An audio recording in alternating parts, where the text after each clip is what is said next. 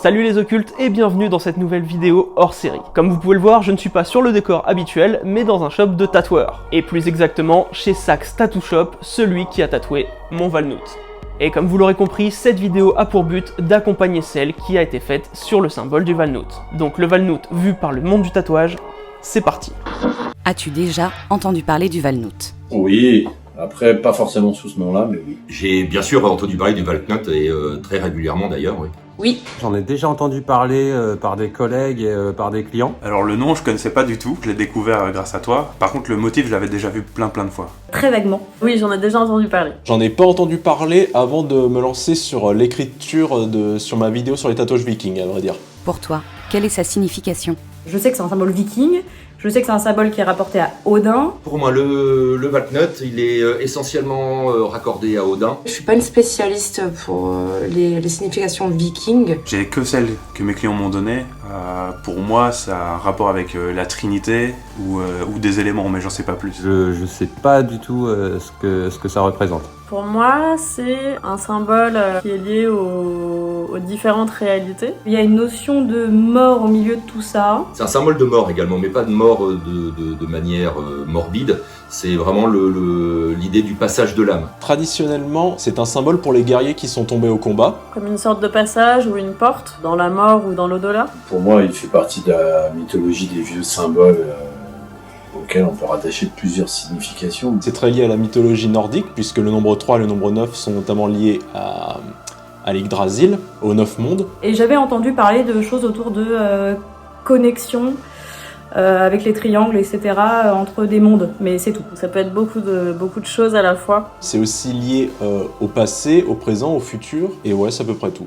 As-tu entendu parler de la polémique autour du Valnout? Absolument, notamment depuis l'invasion du Capitole aux États-Unis, ce qui a fait d'ailleurs tomber de leur chaise toute la communauté nordique d'une manière générale, dans le sens où le Valknut n'a jamais été un symbole ni d'extrême droite ni nazi. Il y a quelques symboles nordiques qui ont été utilisés, qui ont été détournés par les nazis à l'époque, mais déjà pas le Valknut, et ça n'a absolument aucun rapport avec la culture nordique. Pas du tout. J'en ai pas entendu parler. Ah non, pas du tout. Je suis désolé, pas du tout. Pas du tout. Alors non, après coup, ça a fait un peu 1 + 1 dans ma tête. Je me suis dit, Odin mort, bon, voilà, comme beaucoup de symboles, on va dire peut-être 99% des symboles ont été emparés par le nazisme et le néonazisme, donc je me suis dit que ça devait tourner autour de cette histoire-là, mais voilà, je ne savais pas avant ça. Pour moi, c'était un symbole viking de base. À propos de ce symbole en particulier, non, mais je sais qu'il y a beaucoup de polémiques autour des motifs nordiques, puisqu'ils sont beaucoup repris par des idiots de l'extrême droite qui en dénaturent totalement le sens et la symbolique. Vite fait, quand on s'intéresse 2 secondes aux infos, ouais. As-tu déjà tatoué un Valnout? Il me semble que j'en ai fait un, ouais. Oui, j'en ai tatoué une fois, si je dis pas de bêtises. Jamais. Jamais, pas encore. Alors, moi j'ai déjà tatoué des Valnouts. Oui, j'en ai tatoué plusieurs, ça m'arrive régulièrement. Oui. Oui. Était-il seul ou intégré dans une plus grande pièce? Si je dis pas de bêtises, sur un portrait d'Odin, où il a un macaron sur le côté de son casque, et donc dans ce macaron, on a ce nœud-là. C'était du coup des motifs qui étaient intégrés en assez petit dans des grosses manchettes. Bien seul et bien voyant, mais j'en ai fait d'autres intégrés dans d'autres pièces, plus tendance guerrière celtique, on va dire. Pour le coup, c'est 50-50.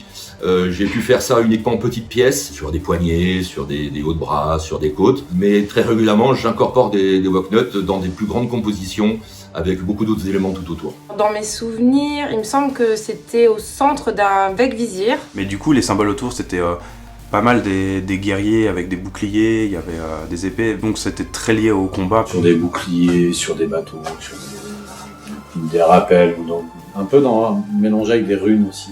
As-tu demandé les raisons de ce tatouage? Quand c'est mêlé dans un ensemble, non, puisqu'on voit tout de suite où veut en venir le client. Non, pour moi, à ce moment-là, c'était uniquement un symbole nordique et rien de plus, quoi. Je fais toujours un peu de sourcing sur mes clients pour voir un peu leur background.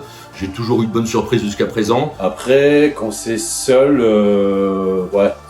essayer de savoir à peu près s'ils savent de quoi ils parlent et où ils vont. Moi j'ai un gros client nordique. Pendant 1 semaine ou 1 mois, il vit entièrement comme à l'époque. Et en fait, ils font des combats, mais du coup, c'est pas des reconstitutions de bataille, c'est vraiment des vrais combats, donc il y a réellement un gagnant, un perdant. Et en fait, lui, il dessine lui-même tous les motifs que je lui tatoue, parce que lui, il vit là-dedans, en fait, c'est vraiment son truc. C'est quelqu'un qui voyageait beaucoup. Et justement, c'était une façon de pas perdre le Nord et de se souvenir toujours un peu des valeurs, de ses valeurs. Et c'était pas du tout un néo-nazi. Pas du tout. Ça m'est arrivé une ou deux fois, oui, en effet, de me poser la question. Et si moi je sens qu'il y a la moindre truc pas clair par rapport à ça, c'est pas du tout le genre de clientèle que je veux et ils sont tout de suite mis de côté. Il a fallu rediriger un petit peu de temps en temps. As-tu déjà refusé un tatouage parce qu'il te paraissait fait pour des raisons racistes ou offensantes envers une communauté ?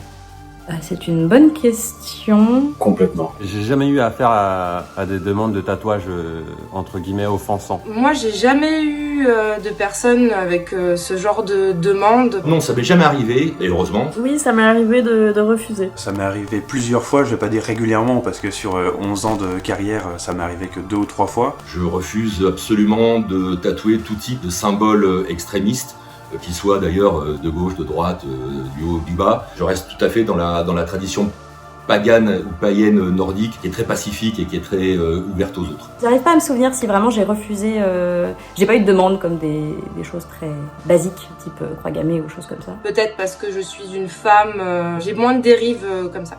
Voilà, heureusement. Peux-tu nous dire ce qu'était ce tatouage ? On m'a déjà demandé des croix gammées, en utilisant bien le terme croix gammée. Et à partir du moment où la démarche est « je veux une croix nazie », à ce moment-là, là c'est mort de chez mort, c'est non. Je dirais début des années 90, ouais, quand il y a eu toute cette vague, j'aime pas le mot, mais on va dire de skinhead politisés, qui ont eu tendance à dévoyer beaucoup la svastika et d'autres symboles, j'en ai refusé pas mal, quoi. C'était un jeune homme qui faisait partie des Cap of Boulogne du PSG à l'époque et qui m'a demandé de lui faire un symbole, je sais plus, c'était un symbole qui offensait justement et donc voilà. J'ai refusé de le faire. Et on m'a déjà demandé aussi le signe SS, donc les 2 S en éclair. Donc pareil, tout ça, je refuse systématiquement, c'est complètement proscrit. Comment réagir quand la demande est une svastika ? Déjà, je suis content parce que quand on me demande une svastika, en général, c'est qu'on s'est un peu renseigné derrière. J'essaye de faire de l'éducation, mais c'est dur.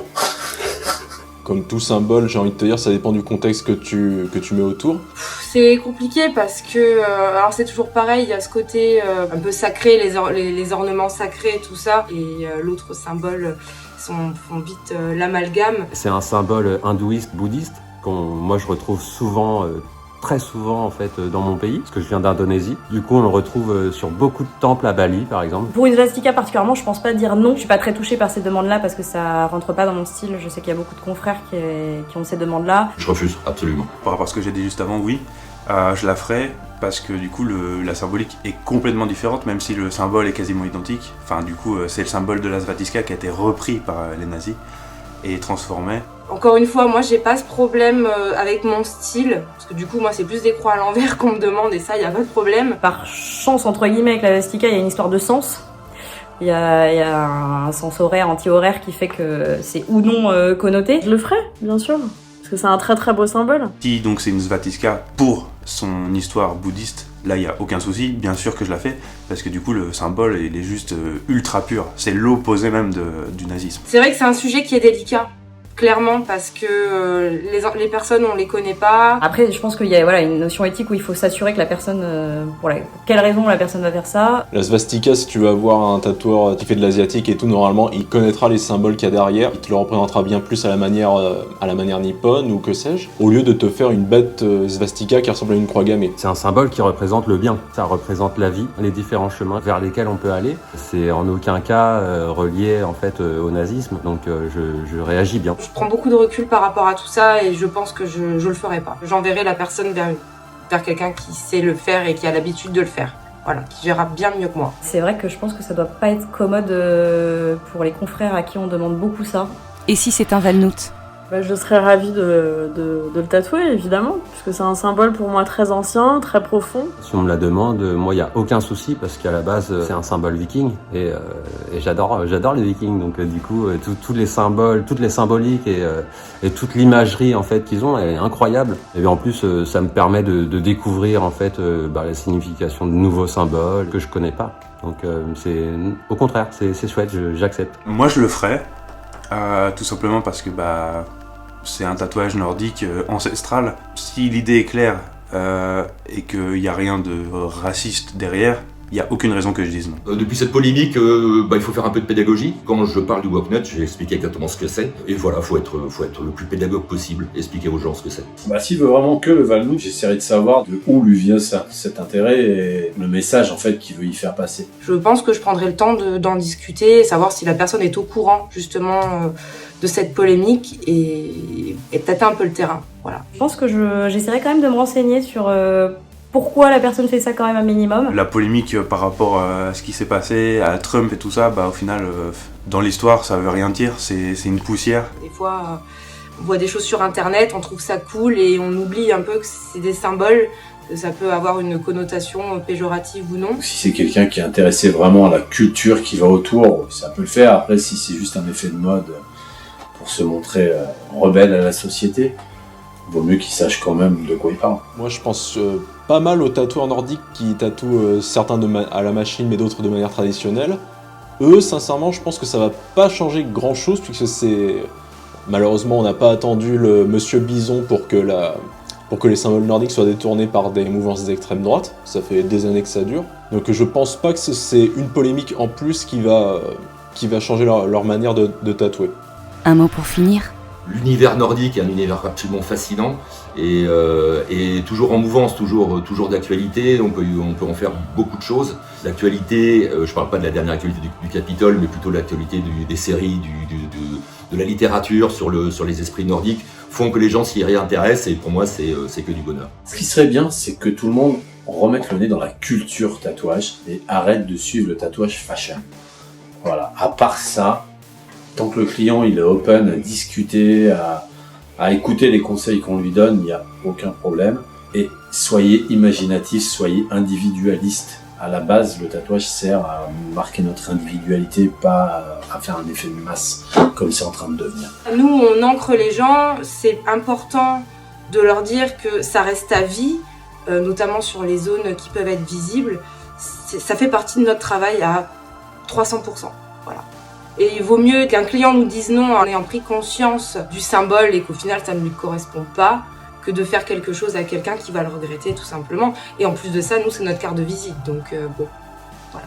C'est bien de se renseigner sur les symboles avant de se les faire tatouer. C'est bien aussi de pas forcément avoir de symbolique, parce que la symbolique en elle-même, c'est la réappropriation de son corps. L'esthétisme en soi est déjà une symbolique, donc t'as pas besoin d'attendre que ta grand-mère meure pour te faire un tatouage ou que ton chat décède pour t'en faire un, quoi. C'est aussi esthétique. Je souhaite à tout le monde de suivre leur intuition et leurs envies et de pas se faire polluer par des gens qui vont souiller des symboles ou des idées ou des projets, par des idéalismes perdus, quoi. Quand on se fait tatouer un symbole, il faut être conscient de ce que c'est, de ce que ça veut dire et faire attention parce que ça peut être mal interprété par d'autres personnes. Moi j'ai des amis qui avaient des svatiskas, donc bouddhistes, sur les avant-bras.